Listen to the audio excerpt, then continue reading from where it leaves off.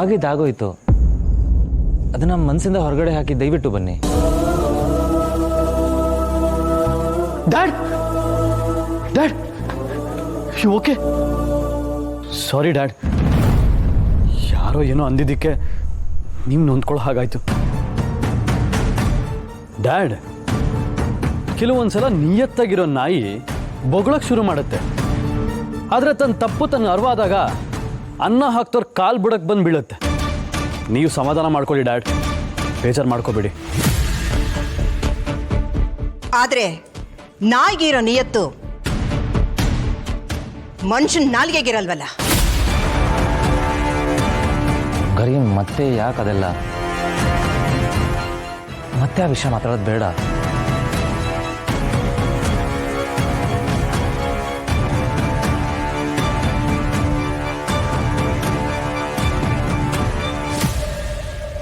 Please ಮನೆ ಒಳಗಡೆ ಬನ್ನಿ. ಈ ಮನೆ ನಿಮಗೋಸ್ಕರನೇ ಕಾಯ್ತಾ ಇದೆ. ಈ ಮನೆ ಗೋಡೆಗಳೇನಾದ್ರೂ ಕಾಯ್ತಾ ಇತ್ತಾ? ಜೀವ ಮನ್ಸಿರೋರು ಯಾರು ಕಾಯ್ತಾ ಇರ್ಲಿಲ್ಲ. ಯಾವುದೇ ಕಾರಣಕ್ಕೂ ಇವನು ಒಳಗಡೆ ಬರೋ ಹಾಗಿಲ್ಲ. ಬಂಗಾರಿ, ಅಜ್ಜಿ, ತಪ್ಪಾಗಿದೆ ಅನ್ನೋ ನೆಪದಲ್ಲಿ ನೀವು ಅಪರಾಧ ಮಾಡ್ತಿದ್ದೀರಾ. ಬಂಗಾರಿ, ಈ ಹಠ ಎಲ್ಲ ಬೇಡ. ತಪ್ಪು ಮಾಡಿದ್ರೆ ಅದನ್ನ ತಿದ್ಕೊಳ್ಳೋದು ಮುಖ್ಯ ಅಲ್ವಾ? ನೋಡು, ಈ ವಿಷಯದಲ್ಲಿ ನನ್ನ ಮನ್ಸು ಹೊಲ್ಸಕ್ ಬರಬೇಡ. ತಿದ್ಕೊಳ್ಳೋನಾಗಿದ್ರೆ ಯಾವತ್ತೋ ತಿದ್ಕೋತಾ ಇದ್ದ. ಆದ್ರೆ ಅಪ್ಪ ಇವತ್ತು ಸಾರಿ ಕೇಳಿದ್ದಾರೆ.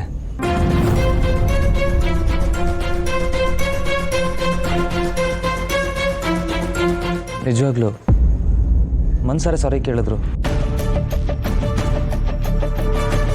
ಈ ಸಲ ಅವ್ರನ್ನ ದಯವಿಟ್ಟು ಕ್ಷಮಿಸು, ನನಗೋಸ್ಕರ ಪ್ಲೀಸ್. ಈ ಗುಣ ಮನುಷ್ಯನ್ನ ದೊಡ್ಡವನಾಗಿ ಮಾಡೋದು. ನೋಡು, ಈ ಸಲ ನೀನ್ ಮಾಡಿರೋ ತಪ್ಪುಗಳನ್ನೆಲ್ಲ ಕ್ಷಮಿಸ್ತೀನಿ. ಮತ್ತೇನಾದ್ರೂ ನೀನ್ ತಪ್ಪು ಮಾಡಿದ್ರೆ ಈ ಮನೆ ಬಾಗ್ಲು ನಿನಗೆ ಮುಚ್ಚಿರುತ್ತೆ.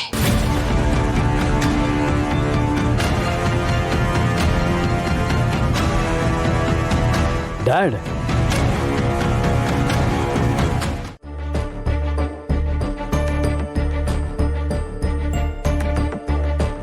ಅಜ್ಜಿ ಕರೆದ್ರಾ?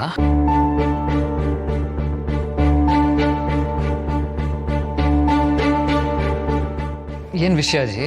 ಕಾಲ್ಗೆ ಮುಳ್ಳು ಚುಚ್ಚಿದಾಗ ಪಕ್ಕದಲ್ಲೇ ಹೂವಿದ್ರೂ ಕೂಡ ಗಮನ ಎಲ್ಲ ಮುಳ್ಳು ಮೇಲೆ ಇರುತ್ತೆ. ಈಗ ನನ್ನ ಪರಿಸ್ಥಿತಿನೂ ಅದೇ ಆಗಿರೋದು. ಇವಾಗ ಮುಳ್ಳು ಯಾವುದಜ್ಜಿ? ನನಗೆ ಅರ್ಥ ಆಗಿಲ್ಲ. ನೀನೇ. ಅಜ್ಜಿ, ನಾನೇನು ಮಾಡಿದೆ? ನಿಮ್ಮ ಅಪ್ಪ ಅಮ್ಮ ಒಪ್ಪದೆ ಈ ಮದುವೆ ನಡೆಯೋದು ಸಾಧ್ಯ ಇಲ್ಲ. ಅವ್ರ ಒಪ್ಪಿಗೆ ಸಿಗೋವರೆಗೂ ನೀನು ನನಗೆ ಮುಳ್ಳಿನ ಥರನೇ ಕಾಣಿಸ್ತೀಯ. ಇದು ಹೆಣ್ಮಕ್ಳಿರೋ ಮನೆ. ಯಾವುದೇ ಕಾರಣಕ್ಕೂ ನನ್ನ ಮೊಮ್ಮಕ್ಕಳು ಆಡೋರ ಬಾಯಿಗೆ ಆಹಾರ ಆಗೋದು ನನಗಿಷ್ಟ ಇಲ್ಲ. ಆಡೋರು 100 ಮಾತಾಡ್ತಾರೆ. ಅದರಲ್ಲಿ ಯಾರೋ ಒಬ್ಬರು ನನ್ನ ನಿತ್ಯ ನಿಧಿ ಬಗ್ಗೆ ಮಾತಾಡೋದು ನನಗಿಷ್ಟ ಇಲ್ಲ.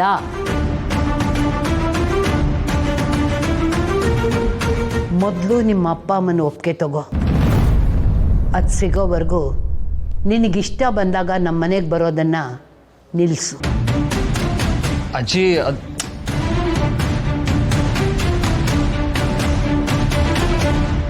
ದಯವಿಟ್ಟು ಹೊರಡು.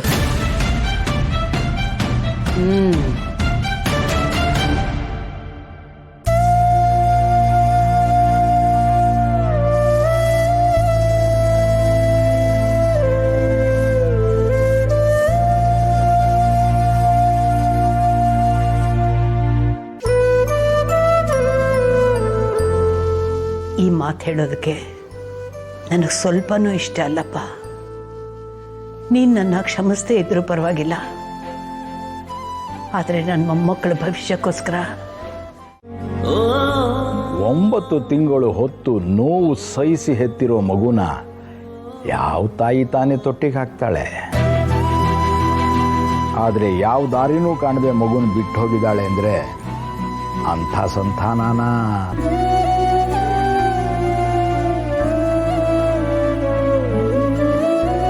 ಅದ ಹಾಗಾದ್ರೆ ನಮ್ಮಮ್ಮ ಯಾವ ಕಾರಣಕ್ಕೆ ಬಿಟ್ಟು ಹೋದ್ರು? ಅವ್ರಿಗೆ ನಾನ್ ಬೇಡ ಅನ್ನೋಷ್ಟು ದೊಡ್ಡ ಸಮಸ್ಯೆ ಏನಿತ್ತು ತಾತ? ನನ್ನ ಉಳಿಸ್ಕೊಳ್ಳೋಕೆ ಒಂದೇ ಒಂದು ಅವಕಾಶ ಅವಳ ಹತ್ರ ಇರಲಿಲ್ವಾ? ನನ್ನ ಉಳಿಸ್ಬೇಕು ಅಂತ ನಮ್ಮಮ್ಮ ಬಿಟ್ಟು ಹೋದ್ರ? ಅಂತ ಅಪಾಯ ಅವಳು ಕಣ್ಮುಂದೆ ಇತ್ತ?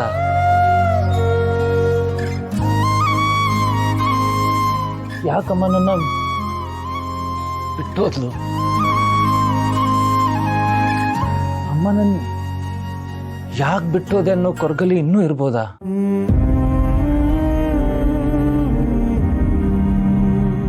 ಇವತ್ತಿಗೂ ಅವಳನ್ನ ಹುಡುಕ್ತಾನೆ ಇದ್ದಾಳ?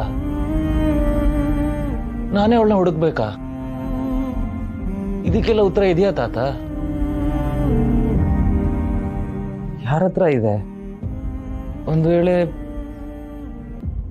ಯಾವತ್ತೋ ಒಂದಿನ ಅಮ್ಮ ನಂಗೆ ಸಿಕ್ಬಿಟ್ರೆ ನಾನು ಏನ್ ಮಾಡ್ಲಿ? ಅವ್ರ ಜೊತೆ ಹೋಗ್ಬೇಕಾ?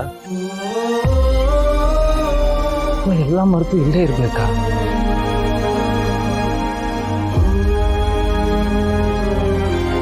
ನೀವಿದ್ದಿದ್ರೆ ಈ ಪ್ರಶ್ನೆಗೆ ಉತ್ತರ ಕೊಡ್ತಿದ್ರಿ ಅಲ್ವಾ ತಾತ?